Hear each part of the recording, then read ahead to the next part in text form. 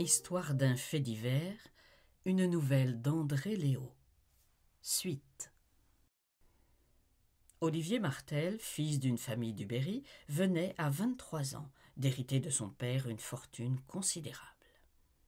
Au bout de 6 mois de deuil, il était arrivé à Paris sous prétexte de placer ses fonds, avec l'intention d'en dépenser une partie à vivre dans ce Paris dont il rêvait.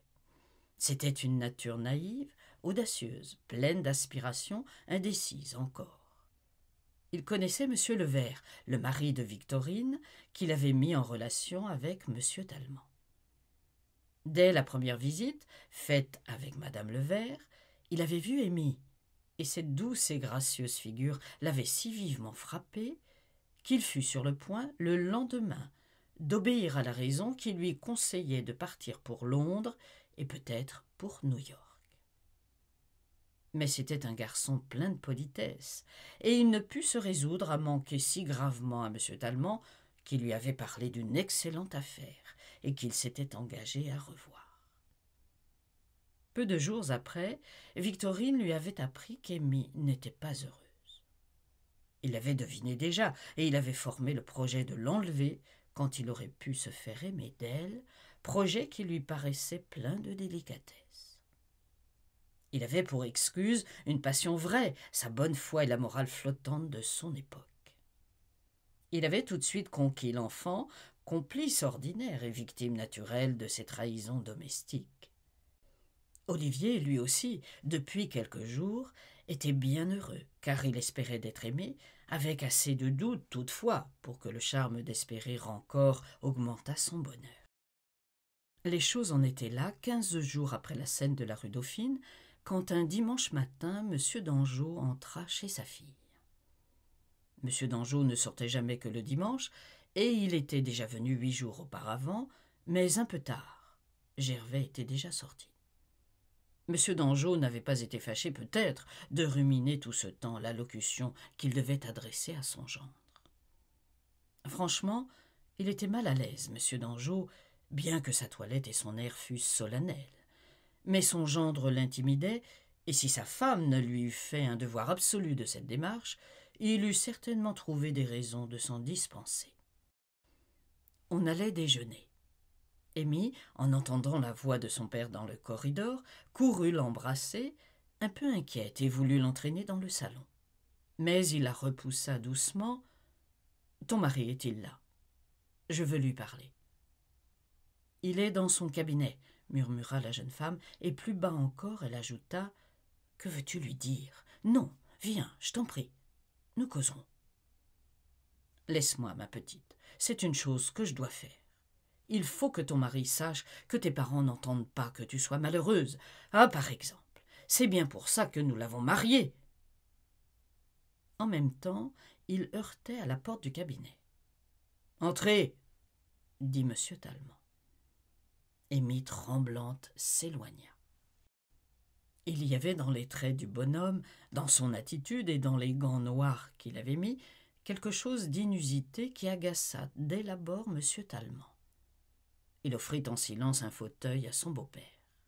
« Il faut bien que je vienne vous voir, Gervais, puisque vous ne venez plus chez nous. » Et d'Angeot toussa un... « Je suis fort occupé, monsieur, vous le savez. »« Sans doute, mais il y a occupation et occupation. Quand on est bon mari et bon père, on s'occupe de ses affaires et puis de son intérieur. On ne peut pas toujours faire le jeune homme. On a des devoirs, et quand on possède une femme charmante, un bijou d'enfant, eh bien, monsieur, c'est tout ce qu'il faut à un honnête homme, et... Où voulez-vous en venir ? Demanda M. Tallemant, dont les sourcils se froncèrent. Vous le savez bien, monsieur. Ma fille a eu connaissance de votre conduite, et ça ne pouvait pas manquer de lui faire un grand chagrin. M. Tallemant se leva. « Cela ne regarde que moi, monsieur. Croyez-vous que je m'en vais écouter humblement vos remontrances ? Je ne suis plus d'âge à être en tutelle. Je fais ce qui me plaît. »« Mais c'est juste, balbutia M. d'Angeot. Mais vous avez promis de rendre ma fille heureuse. »« C'est sa faute.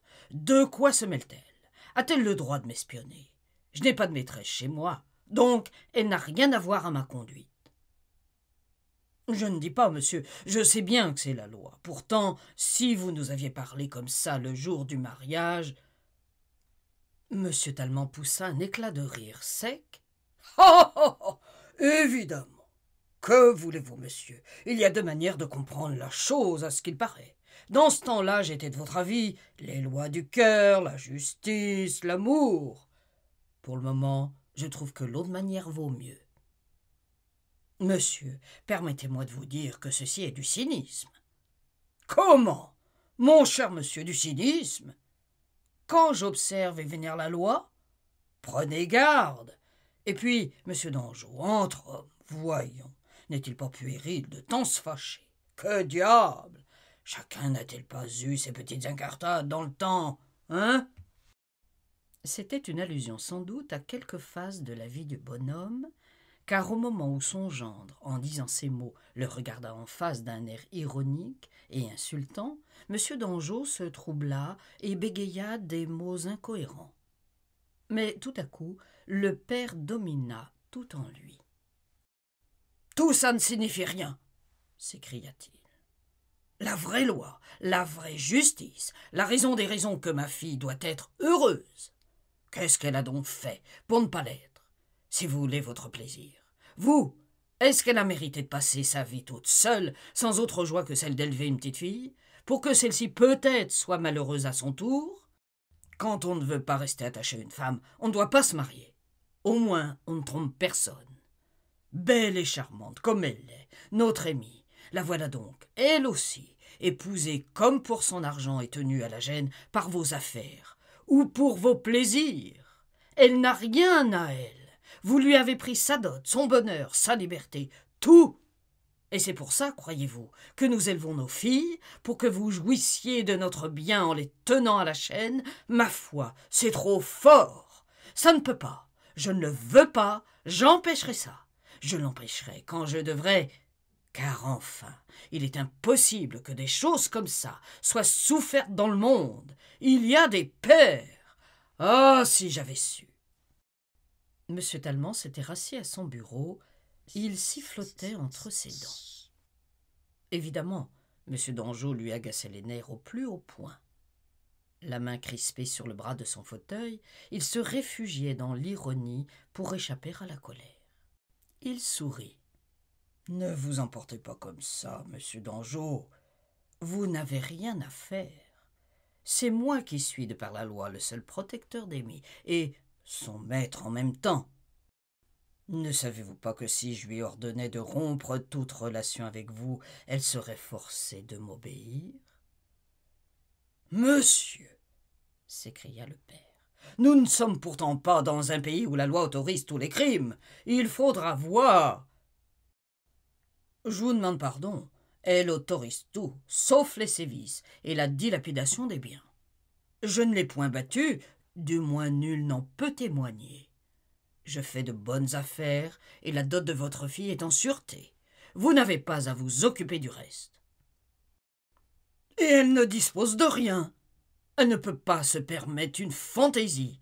Vous allez de côté et d'autre, vous amuser, vous, et la laisser seule.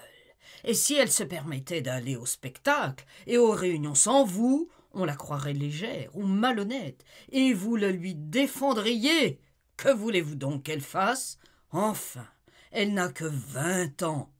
Elle a sa fille, je sais bien, mais on ne se marie pas seulement pour être mère, on se marie aussi pour avoir un mari. Que vous a-t-elle fait? Elle s'est toujours bien conduite. Elle est douce, bonne, tout le monde l'aime. Il n'y a que vous qui, après l'avoir adorée, à présent, ne l'aimez plus. Et puis, croyez-vous que c'est pour fournir à vos débauches que j'ai travaillé? C'était pour elle, ma pauvre petite. Vous la privez de son bien, vous la volez. Gervais haussa les épaules. « Pas de gros mots, monsieur, » dit-il. Mais le vieillard reprit avec emportement, se levant. « Ah, vous avez tous les droits sur elle, son argent, son bonheur, tout. Moi, je vous dis que ça n'est pas possible. Vous n'avez pas le droit de la tuer, peut-être. Eh bien, n'est-ce pas tuer une femme que de la rendre malheureuse?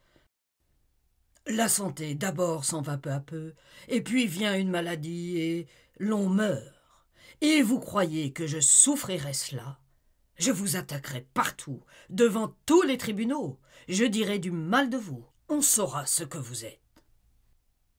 Et vous perdrez tout, cher monsieur d'Anjou. Que voulez-vous? La loi est la loi.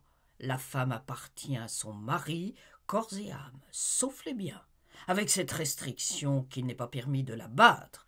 Mais vous sentez bien. Il se leva aussi, s'approchant de son beau-père et baissant la voix. Tenez, à votre place, cher monsieur d'Anjou, moi, je ne trouverais pas prudent d'irriter comme cela le mari de ma fille, un homme qui peut tout contre elle, car enfin, vous le sentez, dans ce tête-à-tête à huis clos, où l'autorité du mari règne, tout est possible, la femme non seulement physiquement faible, mais privée de tout droit, l'homme non seulement vigoureux, mais armé de tous les pouvoirs. Oui, à votre place, je prendrais bien garde. Le public n'est pas toujours là. Le scandale même, ce scandale que les femmes craignent tant, parce que le monde le leur tient à des honneurs, il n'est pas toujours facile. Voyons, supposez que nous sommes seuls, elle et moi ici, comme nous le sommes, vous et moi. Il fait nuit, la bonne dort là-haut au 6e. Ma foi, les plaintes de votre fille, ses reproches, ou bien le souvenir de ceux de ses parents, m'agacent les nerfs. Je cède à la colère, je la prends par le cou. Remarquez bien, elle ne peut pas même crier, et je martèle un peu le mur avec sa tête. On peut avoir de ces moments-là. Ça ne paraît pas, ou bien rien ne prouve que ce soit moi. Puis encore, le respect humain, la crainte de violences nouvelles, la faiblesse de volonté cultivée par l'habitude, la séquestration même, enfin la famille, le nom, l'enfant, tout cela. Une femme peut souffrir ainsi des années sans qu'on le sache ou que rien ne puisse prouver, et dans cette situation, un coup maladroit, la peur, la fatigue, que sait-on? Une fièvre peut venir qui devient bientôt mortelle. Je vous le répète, ce n'est pas prudent. « Oh mon Dieu !» s'écria le pauvre vieillard en joignant ses mains tremblantes. « J'ai donné ma fille à un scélérat. » La suite au prochain numéro.